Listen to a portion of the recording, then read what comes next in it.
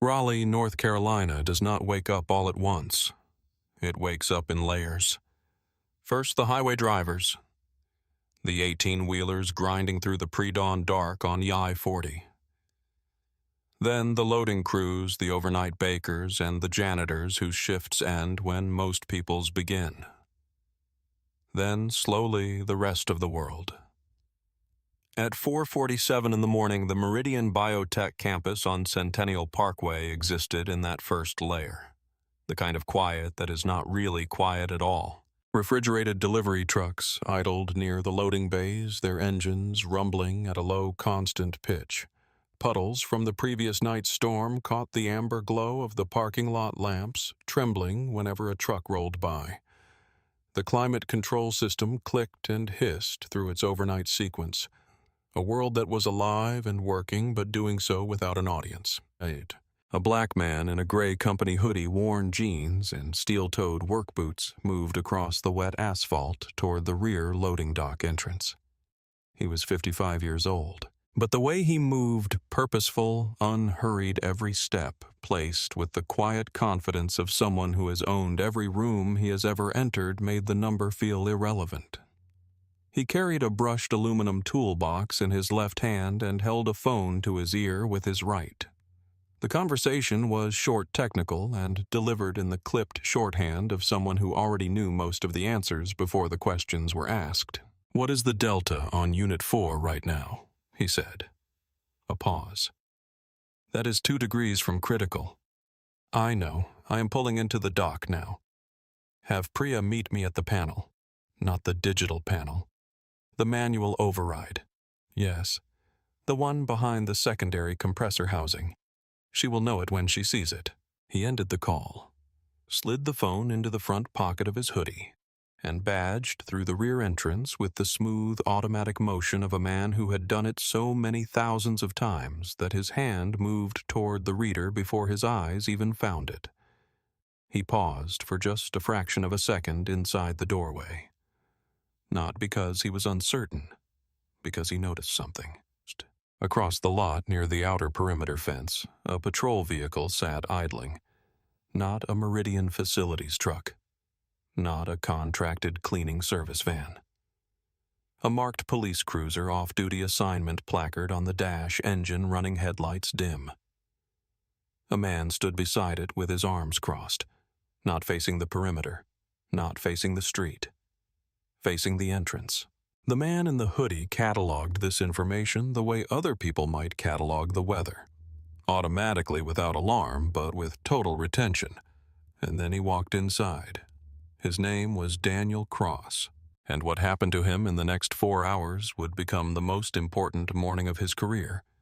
Not because of the company he had built, not because of the board meeting that was 3 hours away, but because a man with a badge and a willful set of assumptions was about to make the most consequential mistake of his professional life. And when it collapsed, it would collapse publicly, completely, in front of everyone who mattered. This is how it happened. Daniel Cross had not become the founder and CEO of Meridian Biotech by accident or by inheritance, or by the kind of luck that gets confused with talent. He had built it the hard way, from a place that had nothing to do with venture capital and everything to do with a Tuesday night in 1989, when his mother stood at the kitchen counter in their apartment in Durham, North Carolina, and divided a bottle of insulin into smaller doses with a syringe and a practiced calm that terrified him precisely because of how practiced it was. He had been 16 years old. He had understood even then that what she was doing was dangerous. That insulin is not a medication you ration safely. That the choice she was making between a full dose and a reduced one, between the pharmacy and the light bill, was not a medical choice at all. It was an economic one dressed up in medical necessity made by a world that did not see her as someone whose survival was worth its full investment. He had spent the next 39 years building an answer to that night. Meridian Biotech did not make blockbuster drugs. It did not develop the kind of treatments that got announced at press conferences and priced at $400 a pill. What Meridian made were diagnostic tools, rapid, accurate, affordable testing devices for the conditions that killed people quietly.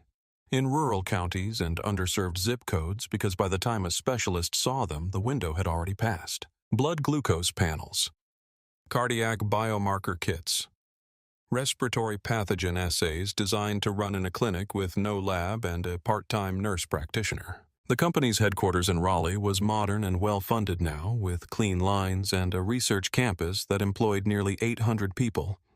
But Daniel had started it in a leased warehouse space in East Durham with 3 employees, a borrowed centrifuge, a government grant, and the kind of stubbornness that most investors had initially mistaken for naivety. He had never stopped treating it like that warehouse. He still knew the loading schedules. He still knew which drivers ran the Mississippi route and which ones preferred the Tennessee corridor. He knew the names of the overnight technicians, the cafeteria supervisor, the security coordinator who had recently retired.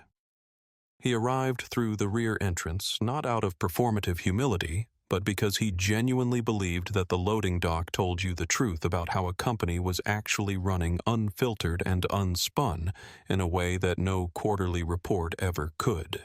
Tonight, this particular morning, technically, he was here because Cold Storage Unit 4 was failing. A storm-related power surge the previous evening had damaged the primary compressor. The backup system had engaged automatically as designed, but it was running at reduced capacity, and the temperature inside the unit had been climbing in slow, steady increments ever since. The unit held 12,000 diagnostic kits, an entire batch of cardiac biomarker assays bound for free clinics across Mississippi, rural Alabama, and eastern Tennessee. If the temperature crossed critical threshold, the kits were unsalvageable. 12,000 units. 40,000 patients who depended on those clinics for access to testing they could not otherwise afford. A 6-week gap in supply while a replacement batch was manufactured. Daniel had done the math in his car on the way over. He knew how to fix it. The manual override on Unit 4's secondary compressor housing was a system he had designed himself in the company's second year, modified twice since, and never fully documented in the official maintenance manual because that manual had been written by a contractor who had never actually seen the inside of the unit. There was one person at Meridian who knew the exact sequence.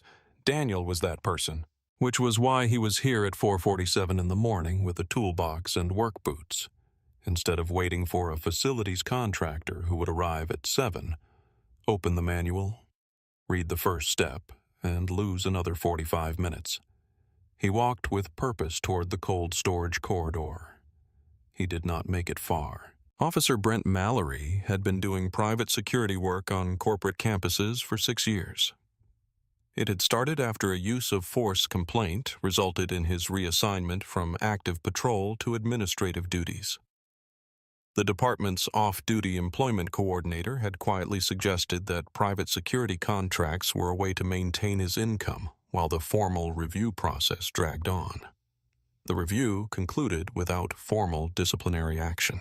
Mallory returned to modified patrol duties.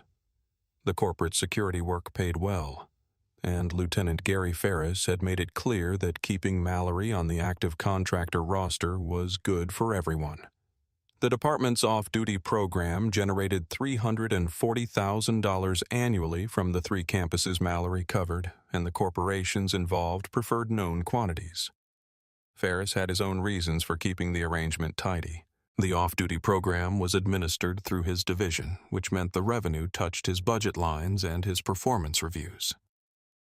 A program generating that kind of income did not benefit from complications. Complications meant scrutiny. Scrutiny meant questions about how complaints were handled and who had been making decisions about resolution. Ferris was a man who understood with the bone-deep pragmatism of someone 22 years into a municipal career that institutional self-preservation and personal self-preservation were usually the same project. In the 6 years since Mallory had accumulated 7 additional complaints from individuals who encountered him at those campuses. Black contractors, black delivery drivers, black night shift workers who badged through rear entrances in the hours before dawn and found Mallory waiting with questions they did not legally have to answer. A maintenance technician named Raymond Brooks had filed a complaint after Mallory detained him for 20 minutes while a time-sensitive service call went unaddressed. A delivery coordinator named Sonia James had filed a complaint after Mallory went through the back of her van without consent, without cause, while telling her she matched a description he never specified. A long-haul driver named Marcus Ellis filed a complaint after Mallory detained him for 40 minutes, ran his plates twice, and called for backup. That arrived, looked at Marcus, looked at Mallory, and left without saying anything. None of those complaints were formally addressed. Ferris had a method. Complaints from contractors and delivery personnel at private campus locations went to the off-duty employment coordinator first, who logged them in a separate database, who forwarded them to Ferris for review, who determined that each one reflected a reasonable exercise of security judgment. The complainants were notified of the outcome by letter. Most did not respond. Raymond Brooks had called twice. He had spoken to a coordinator the first time, left a message the second, and received no callback. He eventually stopped calling, not because he accepted the outcome, but because the energy required to fight a structure designed to exhaust him was energy he could not afford to spend indefinitely. That was the design. Not a conspiracy exactly, but a set of procedures and incentives and institutional habits that made accountability so difficult and expensive for the people seeking it that most of them eventually walked away. Mallory had never been formally disciplined. He had been quietly moved between campuses when complaints clustered, which he interpreted not as a signal to change, but as evidence that his behavior was acceptable. He had never once considered that the instincts he trusted were not instincts at all, but assumptions shaped over years by a worldview that sorted people into categories of belonging and not belonging, along lines that had nothing to do with behavior and everything to do with appearance. He had never had to consider it.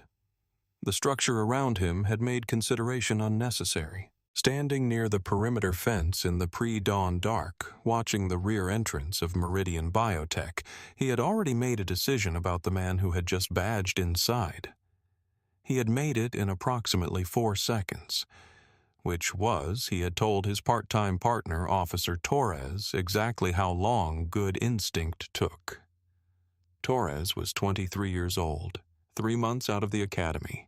He had been assigned to Mallory's off-duty shift and had spent the last 45 minutes listening to Mallory explain, in the leisurely tone of someone who had never questioned his own expertise, the difference between what the academy taught and what real security work actually looked like.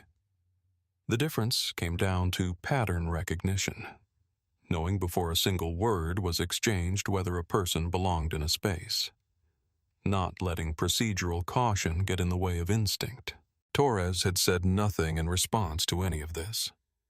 He had the specific studied silence of someone who had learned very quickly that the path of least resistance was the only path available until the shift ended. When Mallory pushed open his car door and said, "Stay here," and walked toward the loading dock with his hand resting on his utility belt, Torres did not follow immediately. He sat for a moment watching through the windshield. Then he got out. He could not leave a senior officer alone. But he did not move fast.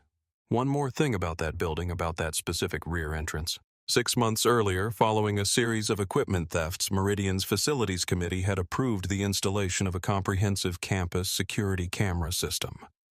12 cameras total, covering every entrance corridor bay and external approach from 6 different angles each.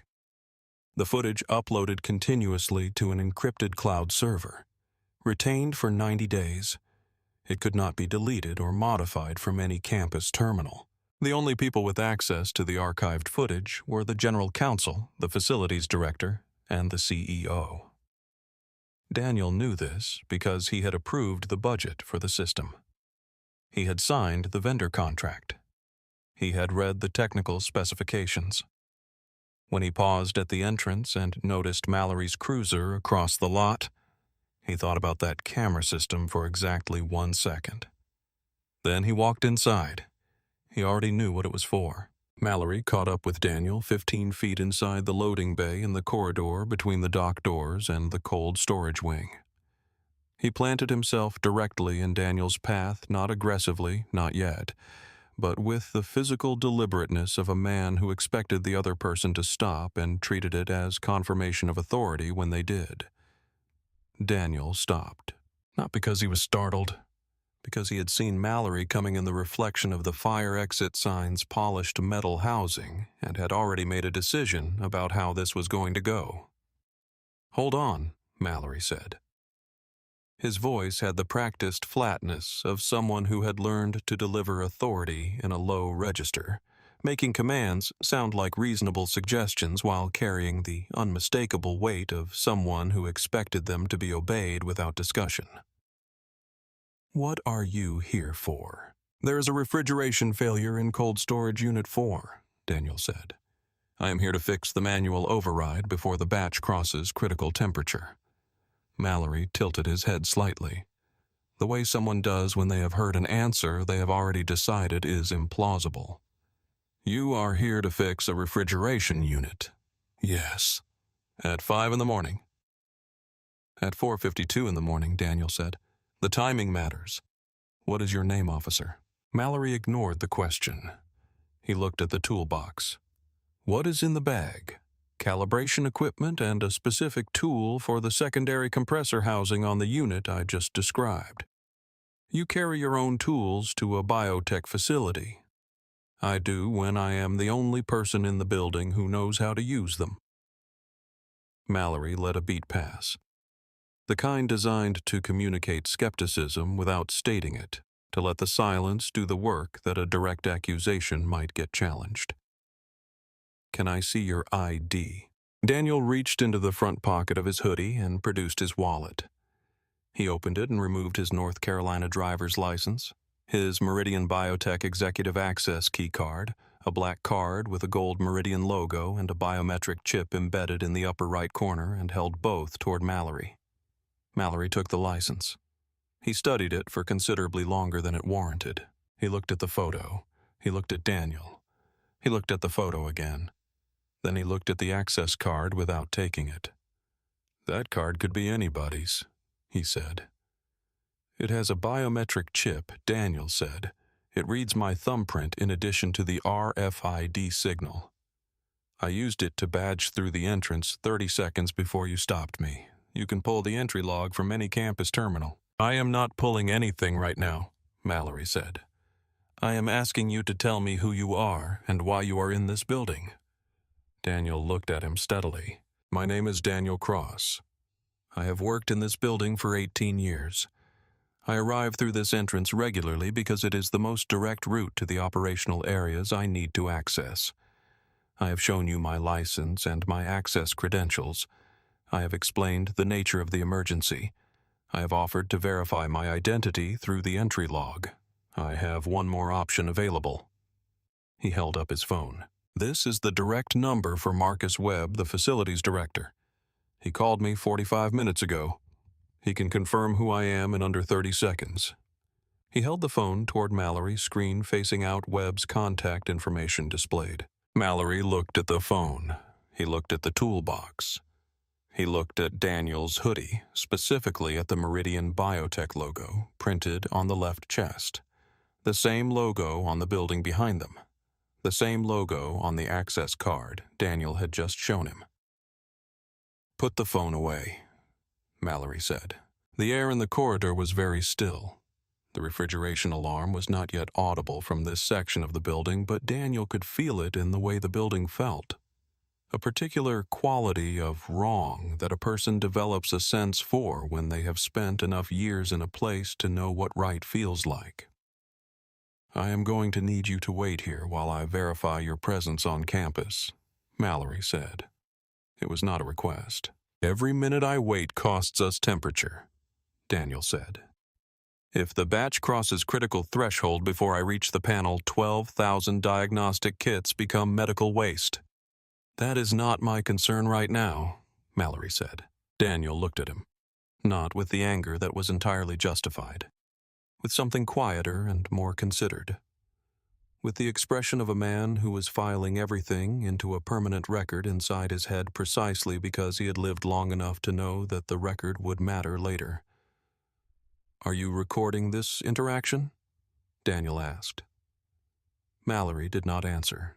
Torres had arrived at the corridor entrance by now and was standing 6 feet behind Mallory. Weight shifted to his back foot hands in his jacket pockets. He was looking at the floor. He had made a careful and specific decision not to reach for his own body camera because activating it created an official record of what Mallory was doing to a man who had shown valid credentials and offered 4 independent forms of verification. Torres was 23 years old. He was already learning how this worked. Priya Shah came around the corner from the cold storage wing at 4:58 in the morning, moving quickly, her lab badge bouncing against her chest. She was 29, a biochemical technician who had worked the overnight shift at Meridian for 3 years. She had worked directly with Daniel on the Unit 4 backup compressor project the previous winter. She knew his face. She pulled up short when she saw the scene, Daniel in the corridor, Mallory in front of him. Torres near the entrance, and the recognition on her face was immediate and total. "Mr. Cross," she said. Then, looking at Mallory, "That is Mr. Cross. He is our CEO." "Step back, please," Mallory said without turning around. "I am telling you who he is," Priya said. Her voice was steady, but there was something underneath it. A careful management of emotion that came from years of being told that her corrections of other people's errors were inconveniences rather than contributions. He founded this company. He built this campus. He is the only person who knows the manual override on Unit 4. Employees cannot vouch for individuals during an active security check, Mallory said. "That is standard procedure. Please step back." "It is not a security check," Priya said. "It is a medical supply emergency." Mallory turned his head slightly, not enough to look at her directly, but enough to indicate that she had used up whatever allowance of patience he had allocated to this conversation. "Ma'am?" "Step back." Daniel looked at Priya. His voice was completely even. "Go check the temperature reading on Unit 4 and text Marcus the number. Do not argue with him. Just go." The instruction was calm and clear and delivered with total authority. Priya looked at Daniel for one moment, reading something in his expression that she would describe later as the specific, contained fury of a person who is choosing not to explode because they have a better plan. Then she turned and went back the way she had come. Mallory watched her go. Then he turned back to Daniel. "She works here and she knows you," he said. "She does." Daniel agreed. "Employees under pressure cover for intruders. I have seen it." The specificity of that statement, the confident, practiced certainty of it deployed against evidence that was clear and immediate and completely consistent, told Daniel everything he needed to know about the kind of logic he was dealing with. It was not the logic of someone who was uncertain and seeking confirmation. It was the logic of someone who had already reached a conclusion and was retroactively building a framework in which every piece of contradictory evidence became further proof of the conclusion rather than a challenge to it. A closed system. Every door opened inward. "I would like to call Marcus Webb," Daniel said. "My phone is in my pocket. May I reach for it?" "I told you to put it away. You told me that approximately 2 minutes ago before your colleague arrived, and before a Meridian employee confirmed my identity. I am asking again."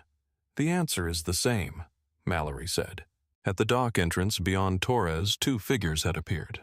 Day shift delivery drivers arriving early for a morning run. They were both black men, both in their 40s, both carrying the particular wariness of people who had stood in this specific kind of situation before and knew without being told exactly what they were looking at. One of them reached into his jacket pocket. He pulled out his phone. He did not make a call. He opened the camera. He pointed it at the corridor. Mallory noticed the recording and turned toward the dock entrance. "Put that away," he said, raising his voice for the first time. "You are interfering with an active security procedure." The driver did not lower the phone. He did not speak. He simply held it at chest height and let the lens do what it was designed to do. The second driver stood next to him with his hands in his pockets. He was not recording. He was watching with the exhausted recognition of someone who has filed a complaint before and received a letter and not been surprised by what the letter said. Mallory stood for a moment between two problems, Daniel behind him and the recording phone in front of him, and made the decision that men who operate on certainty always make when that certainty is challenged. He doubled down. He turned back to Daniel. "The rear service entrance at this facility has been a theft corridor," Mallory said. The phrasing was deliberate, deployed like a tool designed to insert Daniel into a pre-existing narrative. "There have been incidents. You entered through that entrance at an unusual hour in clothing inconsistent with executive status.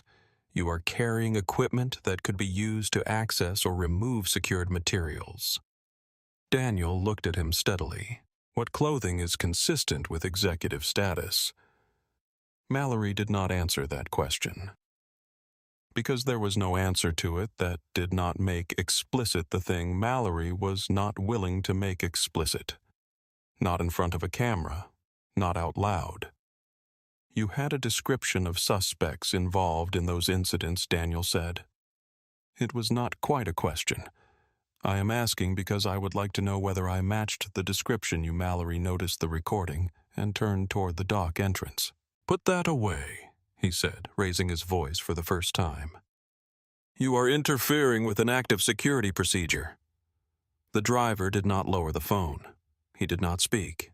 He simply held it at chest height and let the lens do what it was designed to do. The second driver stood next to him with his hands in his pockets. He was not recording. He was watching with the exhausted recognition of someone who has filed a complaint before and received a letter and not been surprised by what the letter said.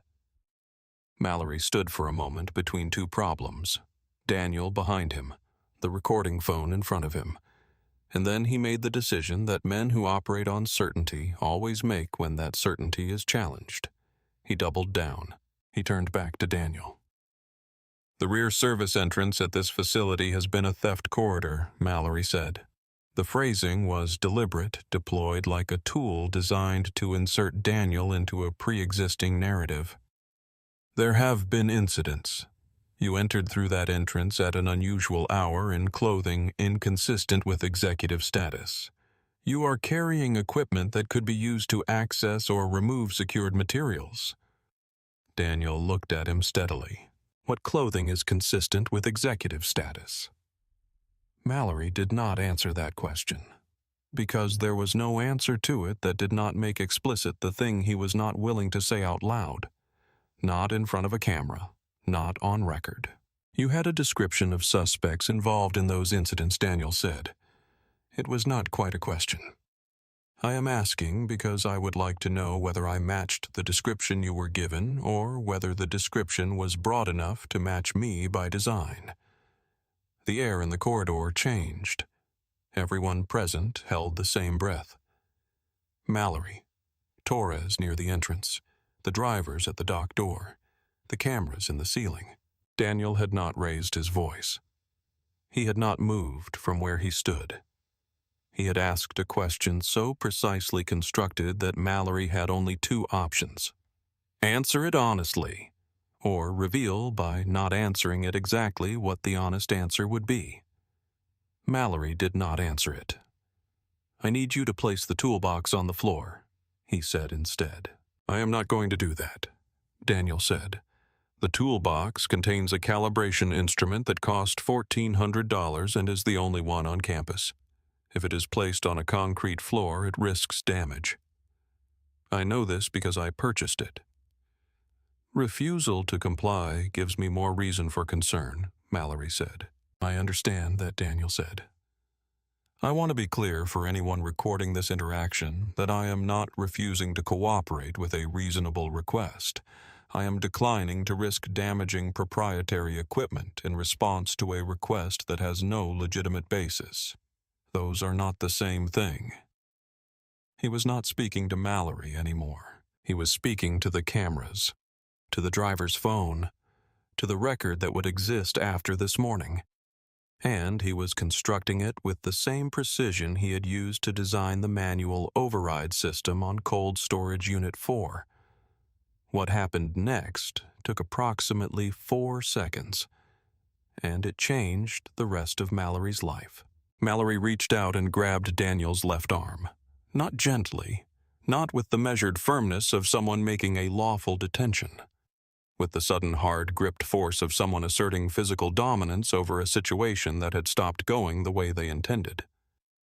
He pivoted, using Daniel's arm as a lever, and pressed him against the concrete wall beside the dock bay door. The motion was practiced. It was the motion of a man who had done this before. In this corridor, or ones very like it, to people who could not afford the consequences of resistance. The wall was cold. Even through the hoodie, Daniel felt it. The specific rough chill of poured concrete that has been holding the night air for hours. He felt Mallory's grip on his arm.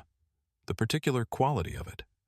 Not the grip of someone who fears a response, but the grip of someone who has never imagined one. He felt the small, specific indignity of being reduced in that moment from the person he had been for 55 years. The man who had built this building, who had named the lab behind this wall, who had stayed up through the night before his Series A pitch because he was hand-labeling sample kits and would not ask any of his 3 employees to do something he would not do himself. Reduced to a body being pressed against concrete. He had felt this before. Not here. Not with this officer.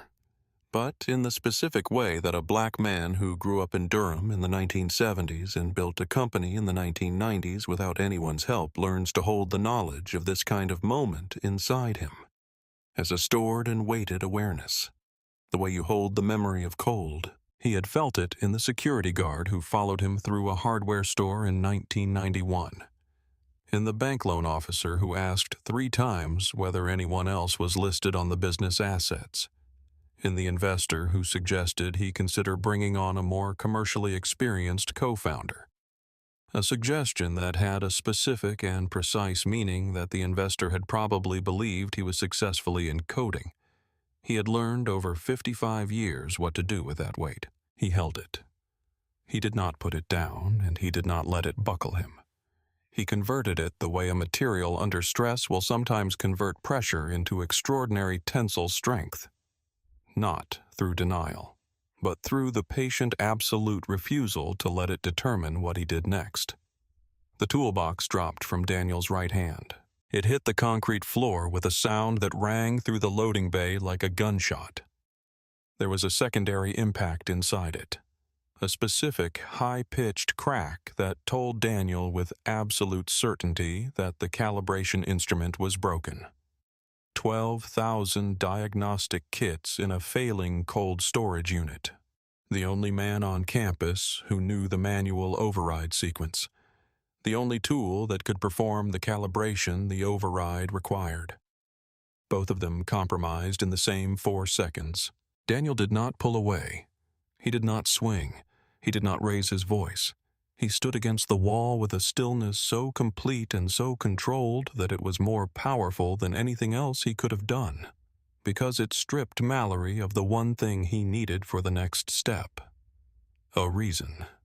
"I am not resisting," Daniel said. His voice was quiet and perfectly clear and pitched precisely to carry to the cameras in the ceiling and the phone at the dock entrance and the corridor itself, which has a particular acoustic quality in industrial buildings, a carrying quality, a quality that makes words in a low register travel further than words that are shouted. "I am not resisting, and I am not a threat. My name is Daniel Cross. I am the founder and CEO of Meridian Biotech. The equipment you have just caused to fall is destroyed. I want that noted for the record." He was not speaking to Mallory. He was speaking to the future version of this moment, the version that would exist in a courtroom or a news broadcast or a city attorney's office, and he was constructing it with the same methodical precision he had used to design every operational system in this building. His voice was a document. His stillness was a document. The dropped toolbox was a document. He was not going to give Mallory a single syllable that could be used to describe this as anything other than exactly what it was.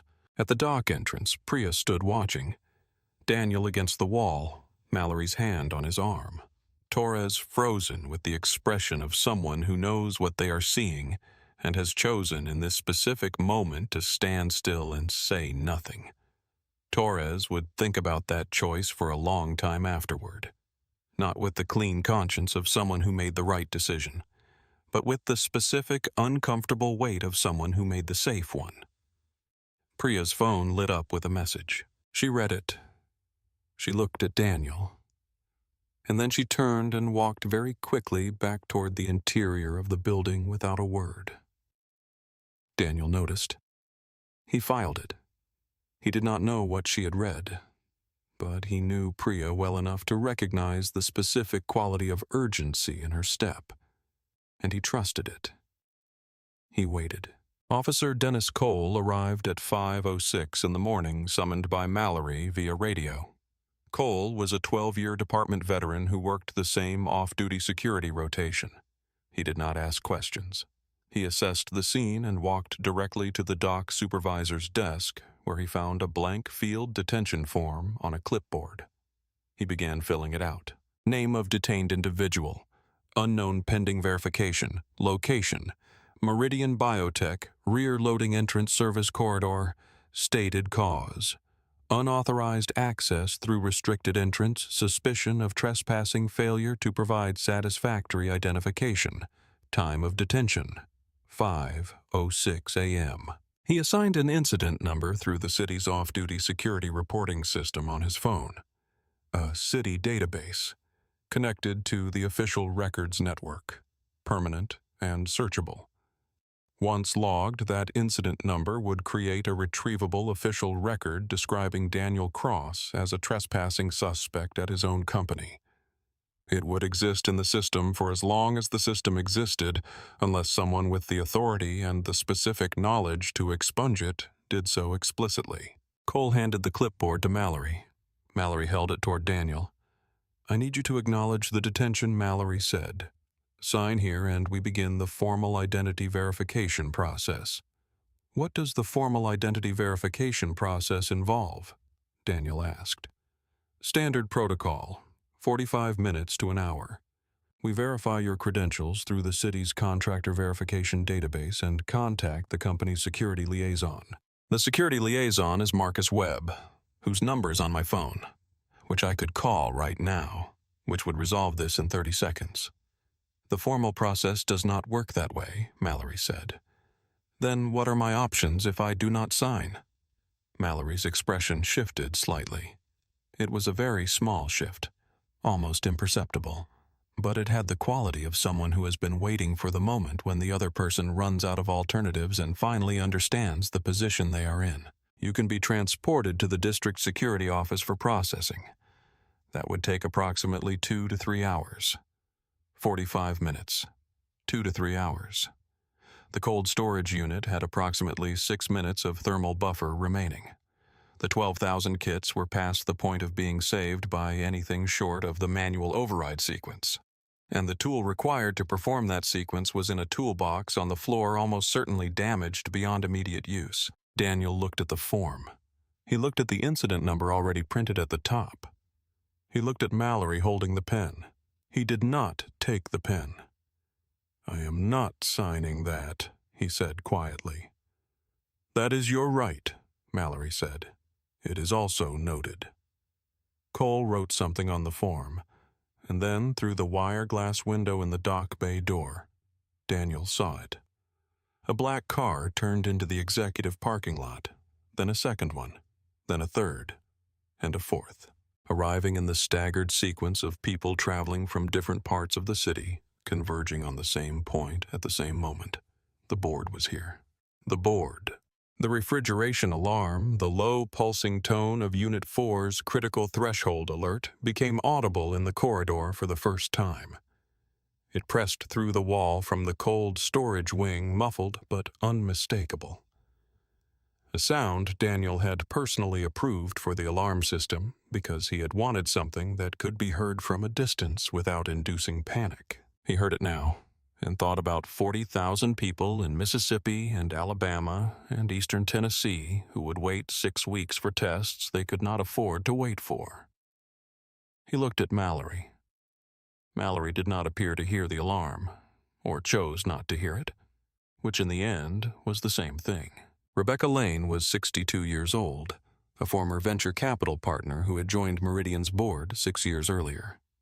She had the bearing of someone who had spent 30 years in rooms where decisions were made and had developed through that experience a finely calibrated sense for when something was wrong. She got out of her car and felt it immediately. The rear of the campus was not where she was supposed to be looking, but the executive lot had a clear sight line to the loading dock.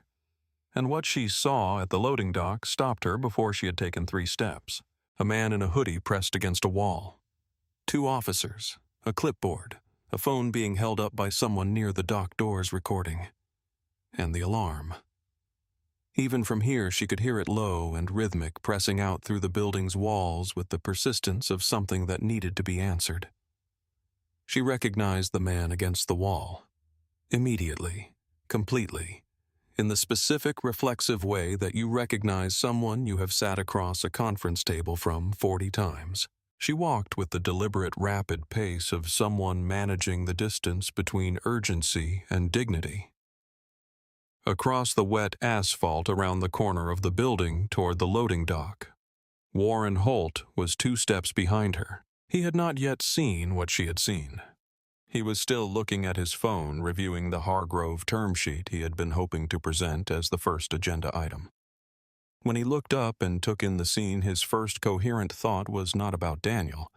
It was about the 2 Hargrove legal representatives walking 5 feet to his left, already watching their expressions shifting from professional neutrality to something more careful and watchful. Investors were watching. Lawyers were watching. This needed to end. Mallory heard them coming. He turned. And then he made the decision that sealed everything that followed. He did not release Daniel's arm. This was the critical failure, not the initial stop, which was a bad decision wrapped in plausible deniability, not the dismissal of the credentials, which was wrong but arguable, not even the physical contact. The critical failure was this moment. Board members arriving, context changing irrevocably, the entire weight of reality pressing against the version of events he had constructed, and Mallory standing his ground. Because standing his ground was what his instincts told him to do.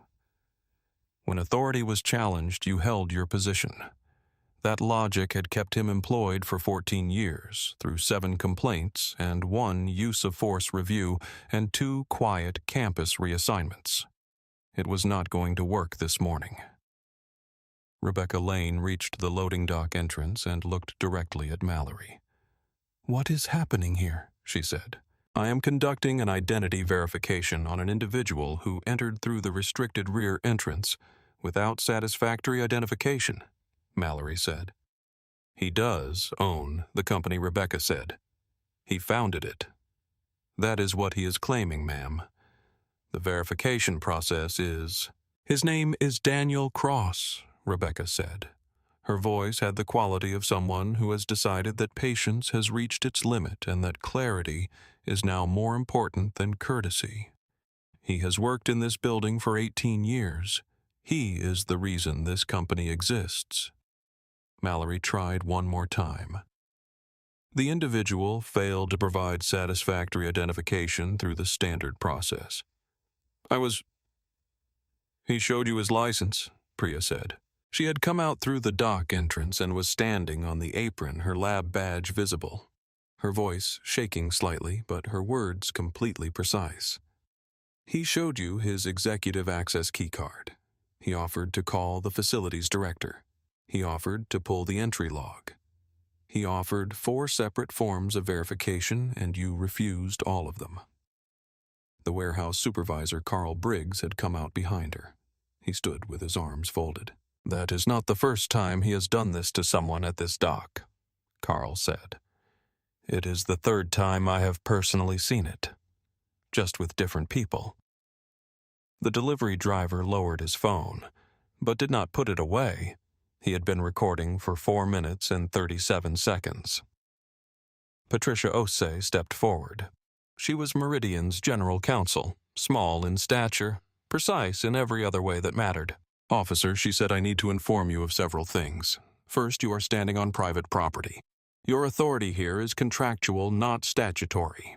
You are an off-duty officer working under a private security contract, which means your jurisdiction in this space derives entirely from the company's consent. Second, the company is withdrawing that consent as of this moment. Third, you have generated an incident report number in the city's reporting system that describes the CEO of this company as a trespassing suspect. That report is factually incorrect and represents a defamatory official record that the company intends to have formally expunged.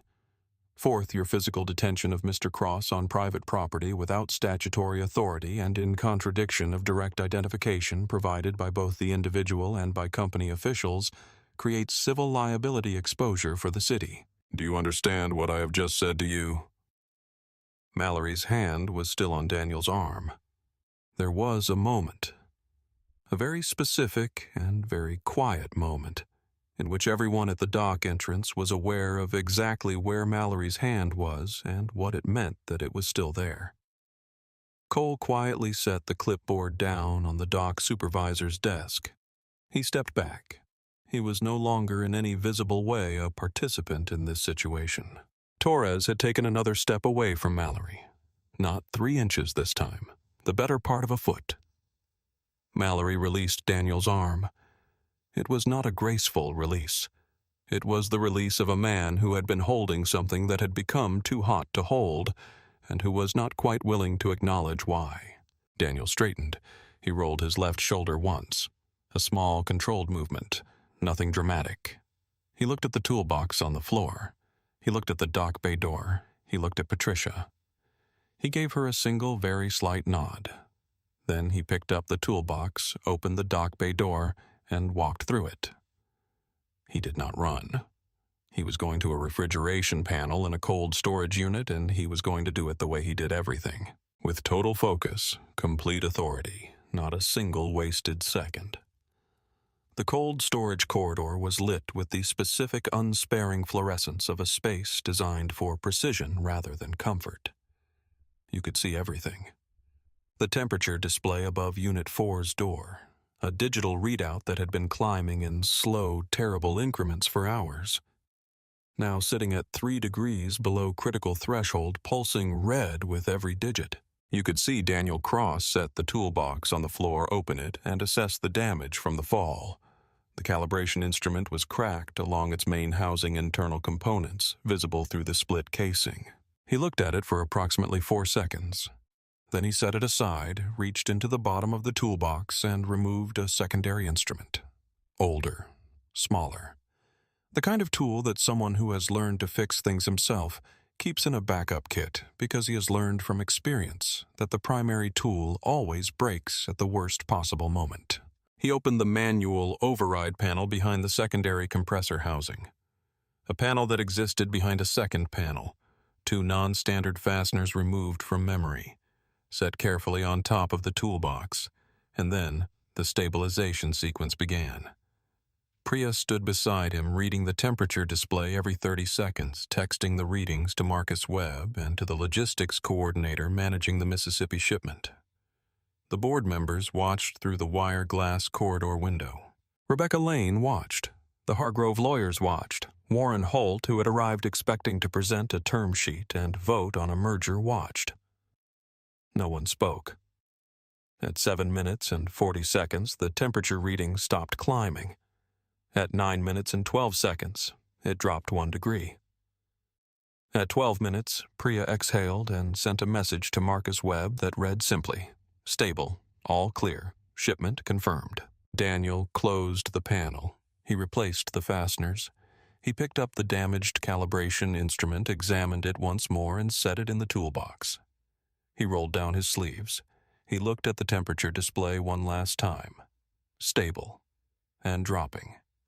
Then he looked up at the wire glass window where 6 people were watching him from the dock apron. He looked back with an expression that was very difficult to read and very easy to feel. It was the expression of a man who had just saved 12,000 diagnostic kits from a waste bin with a backup instrument and a sequence he had memorized 20 years ago in the same building where he had just been pressed against a wall by a security officer who had decided in 4 seconds that he did not belong there. Daniel arrived in the executive conference room at 7:14 in the morning. His hoodie was still on. His jeans were the same jeans. His hands had grease on them from the compressor housing. A smear of dark mechanical grease across the palm of his right hand and 2 fingers of his left. And he had not washed it off. He had looked at his hands in the cold storage corridor, decided to leave them as they were, and walked to the elevator. The grease was the record. The grease was everything the morning had been about, made visible in a way that no document could replicate. It was the physical evidence of what he had done before 6 in the morning, while board members were in transit, while Hargrove lawyers were reviewing term sheets in a hotel conference room across town, while Warren Holt was preparing talking points about shareholder value and market positioning. While all of that was happening, Daniel Cross had been on his knees in front of a compressor housing with a backup instrument he kept in his toolbox because he had learned 20 years ago never to trust that the primary tool would survive long enough to be useful. He did not feel the need to explain that, but he did feel the need to make sure it was visible. The Hargrove merger representatives were already in the room, arranged on one side of the long conference table with the practiced composure of people who bill $400 an hour. Their composure was, at this moment, somewhat strained. The senior partner, a silver-haired man named Elliot Barnes, who had closed 47 acquisitions in 23 years, had said nothing since seeing Daniel walk through the dock bay door. He was a man who did not speak before he understood the room. He did not yet understand this room. Warren Holt sat at the far end of the table looking at his folded hands. "Before we begin," Rebecca Lane said, "I would like to play something." Patricia pressed a key on the laptop. The conference room's large display screen flickered on. It showed the Meridian campus security feed from the loading dock corridor, time-stamped cloud-archived shot from 3 angles simultaneously. The resolution was very good. The audio was very clear. The room watched 11 minutes and 40 seconds of footage in complete silence. They saw Daniel badge through the entrance. They saw him stopped 15 feet in. They saw the license, the key card the phone held toward Mallory with the facility's director's number displayed. Each one offered, each one rejected. They saw Priya's identification of Daniel and Mallory's dismissal of it. They heard Mallory say the words employees can be coerced and criminals love urgency, and your story is too convenient.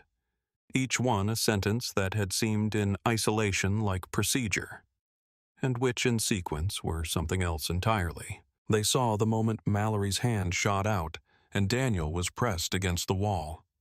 They heard the toolbox hit the floor. They heard the crack of the calibration instrument.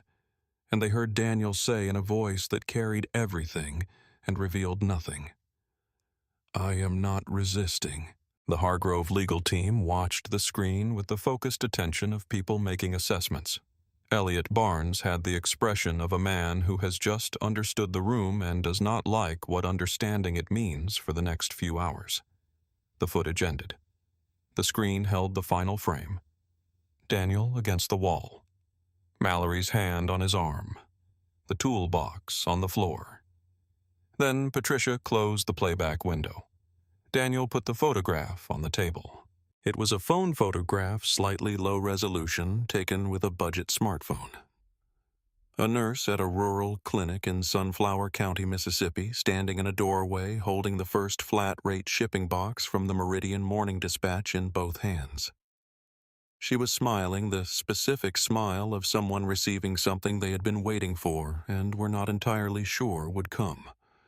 Behind her, a waiting room with folding chairs and a hand-lettered sign listing clinic hours, and a whiteboard that read, "Cardiac screening today. No cost. No insurance required." Daniel set it in the center of the table where everyone could see it. "That shipment left the Meridian dock at 6:43 this morning," he said.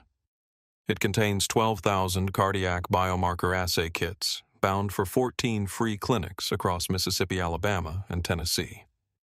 Those kits serve patients who, in most cases, have no other access to the diagnostic testing those kits provide. I was in this building at 5 o'clock this morning because without me in that specific corridor with that specific tool, those kits would have been destroyed by a refrigeration failure. He paused and looked at his hands. The grease. I need to tell you something about why I started this company. He told them about his mother. He had not planned to. He had planned to make a crisp, rational argument about Hargrove's acquisition history and the structural incompatibility between Hargrove's margin model and Meridian's mission. He had slides prepared, but he had watched 11 minutes and 40 seconds of footage of himself being pressed against a wall in his own building. And something about watching it, seeing it as other people would see it from the outside, from the angle of the cameras, had stripped away the part of him that managed these things carefully, and left only the part that had been awake since 3:30 in the morning because of a refrigeration failure that would cost 40,000 people access to testing if it was not fixed. He told them about Tuesday nights in the Durham apartment, about a bottle of insulin divided into smaller doses with a practiced calm that was worse than fear, because fear would have been something he could address. And the calm was just the thing that happened when a person had been making impossible choices for long enough that the impossibility became routine. He told them about the specific arithmetic of that choice: medication or the light bill, a full dose or a reduced one, and about how that arithmetic had stayed with him for 39 years, the way certain kinds of cold stay with you, not in the memory, but in the body, as a physical awareness that you carry forward into every subsequent decision. This company exists because of that Tuesday night, he said, not as a tribute to it, as an argument against it, an argument that the thing my mother had to do, that calculation, that choice, should not exist, that the tools that could make it unnecessary should be available to everyone, regardless of what they can pay or where they live or what zip code they were born in. The room was very quiet. The Hargrove offer is generous, Daniel said. I know it is. Warren has done the analysis, and the analysis is correct. Shareholders would benefit significantly. Some of you would benefit personally and substantially. And I am not going to pretend that is not a real consideration, because it is. What I'm asking you to hold alongside it is this.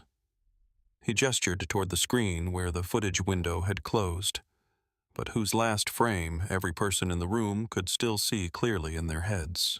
A man looked at me this morning and decided in 4 seconds that I did not belong in my own building. Not because of anything I did, not because of how I was dressed or what I was carrying, because of what he saw when he looked at me and what that told him in the framework he had been operating inside for 14 years without ever once being asked to examine it. He let that sit.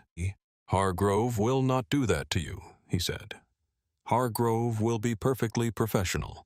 Hargrove will send competent people who will be respectful and accurate, and who will manage this acquisition with complete integrity. And within 18 months of the close, the clinic program will be discontinued, because that is not a prediction.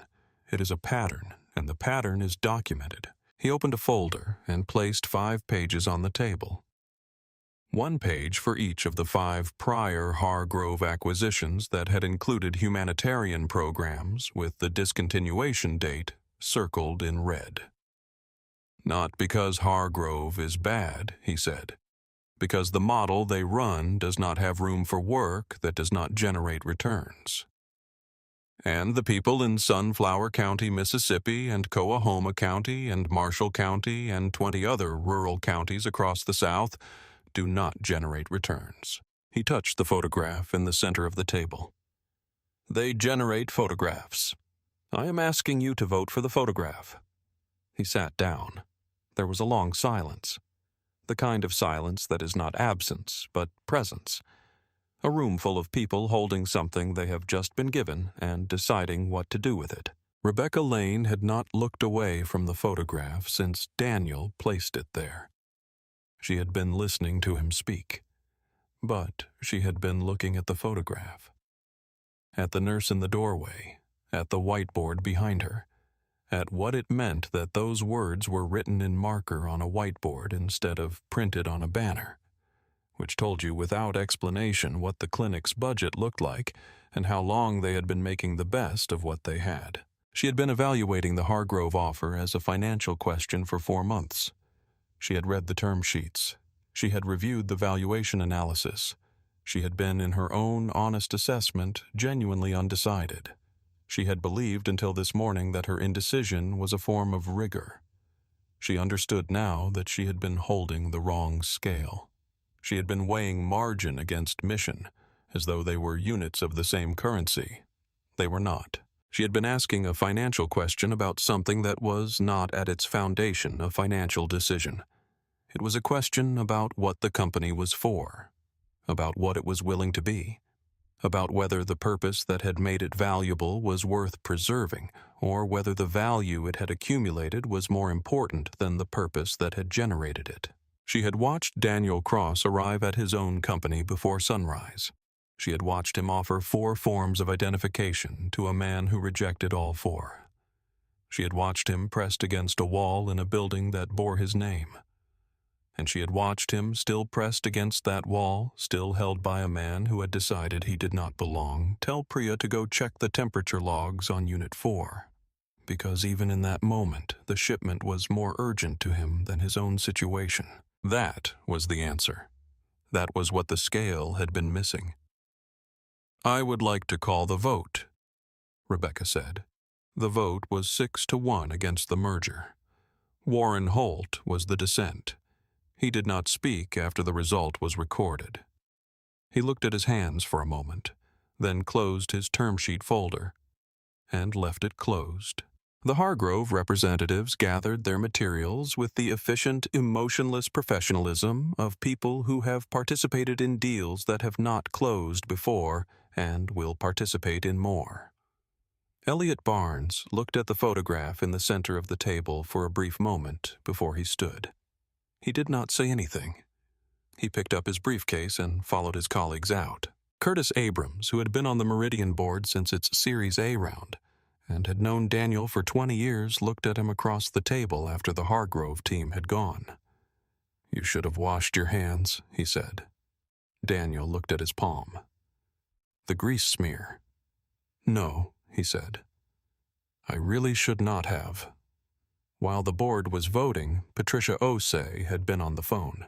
The first call was to Lieutenant Gary Ferris Mallory's supervising officer, to whom she forwarded 3 things simultaneously: the full security footage from the loading dock corridor, the 7 prior complaint files she had obtained from the city's public records system through an expedited request filed by her office at 6 in the morning, and the incident report form that Cole had filled out with the false probable cause notation. She informed Ferris in terms specific and documented by the email chain she was copying to her own records in real time that Meridian was treating the morning's events as a civil rights matter, that the footage was being preserved for that purpose, and that the city's off-duty security program at Meridian was terminated effective immediately. The second call was to the city attorney's office. Same materials, specific legal citations, the false incident report, the unlawful detention on private property, the pattern of prior conduct documented in the 7 complaint files. By 8:30 in the morning, Lieutenant Ferris had placed Mallory on administrative leave from all off-duty contract assignments. In writing, copied to the city attorney. Not a quiet reassignment, a formal paperwork-generating event that was the first step in a very different kind of process than the ones that had followed the previous 7 complaints. By 9:15 in the morning, Mallory was in the Meridian parking lot. His campus access credentials had been deactivated. The notification came from Marcus Webb, the facilities coordinator. Not from a police supervisor, not from a city official, from the facilities coordinator. His corporate security badge was collected, his parking access revoked. He was told he could collect his personal vehicle from the lot before the gate access changed. The delivery driver's recording 4 minutes and 37 seconds of clear audio and clear video had been sent to a local news station at 7:45 in the morning. The station verified the location, confirmed the identities, and called Meridian's communications office for comment at 8:30. The communications director issued a 2-sentence statement. Meridian Biotech confirms that an incident occurred at the company's rear loading entrance this morning involving the improper detention of the company's founder and CEO.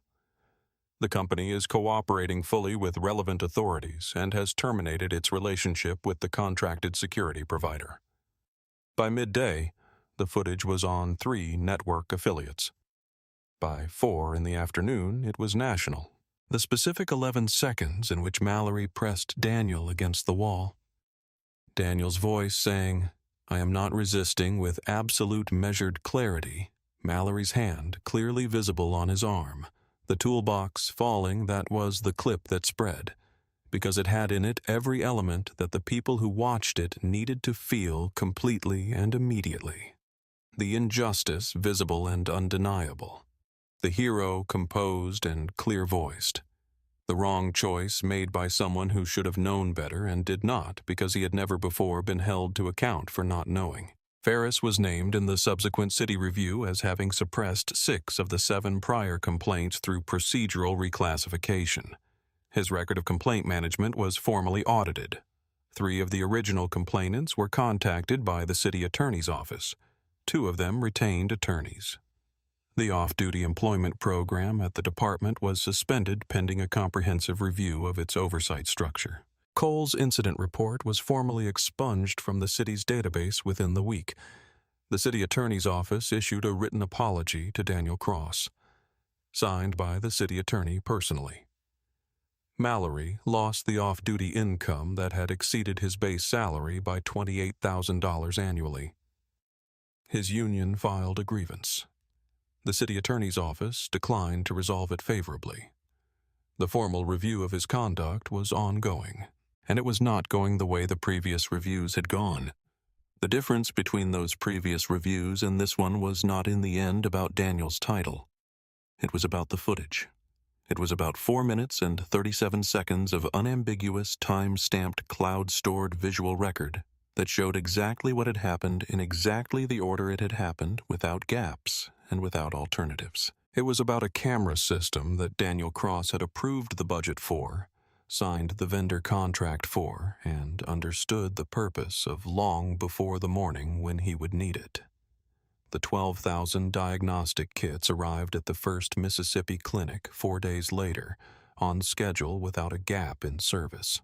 The nurse who had taken the photograph, her name was Denise Palmer, and she had been working that clinic 3 days a week for 11 years, sent a follow-up message to the logistics team. Had 15 patients this week who needed these kits. Would have had to send them an hour away to the county hospital. Thank you. Priya forwarded it to Daniel. Daniel printed it, folded it, and pinned it to the wall outside Cold Storage Unit 4, next to the photograph of Denise holding the first box. Not in his office, not in the executive corridor, on the loading dock wall, at eye level for drivers and technicians and overnight staff arriving for their shifts. He wanted the people who moved the work to see what the work was for. He sent a company-wide message 3 days after the morning. It did not mention him. It did not describe what had happened to him personally. It said that every person who entered a Meridian building, scientist, courier, janitor, driver, board member, deserved to have their presence verified with dignity and not with suspicion. That security and respect were not opposing values. That the company was implementing a new security protocol within 60 days. Unarmed. Employee supervised. Procedurally consistent. And accountable to a review board that would include representatives from facilities, logistics, and the overnight operations teams. The people who used the building's rear entrances before the sun came up. The response from the staff was a company-wide email thread that eventually exceeded 400 replies. It was in Marcus Webb's 11 years at Meridian, the longest sustained internal conversation he had ever seen. Months later in the fall, when the mornings in Raleigh had turned cool and the loading dock puddles caught the light differently, Daniel arrived through the rear entrance at 4:52 in the morning. Same work boots. Same gray hoodie freshly laundered, but the same one. Toolbox in his left hand. The damaged calibration instrument had been replaced, the replacement properly logged in the maintenance record. At the rear entrance, a security coordinator named James Okafor greeted him by name. Because James was good at his job and had been working the Meridian morning shift for 4 months and knew who Daniel was, he scanned Daniel's badge. He entered the time in the access log. He checked the manifest for authorized early arrivals and confirmed Daniel's name against it. Then he held the door open. It took 18 seconds. Daniel walked through the door into the building that he had built. Into the corridor that smelled of industrial cleaner and the faint, particular cold of the storage wing, toward whatever this morning needed from him. Behind him, a refrigerated truck rolled out of the loading bay and onto Centennial Parkway, heading south, carrying medicine toward people who would never know how close it had come to not arriving. Some mornings, that is enough. Most mornings, in fact, it is everything. If this story meant something to you, please subscribe to our channel for more stories about accountability, dignity, and the people who refuse to accept less than either.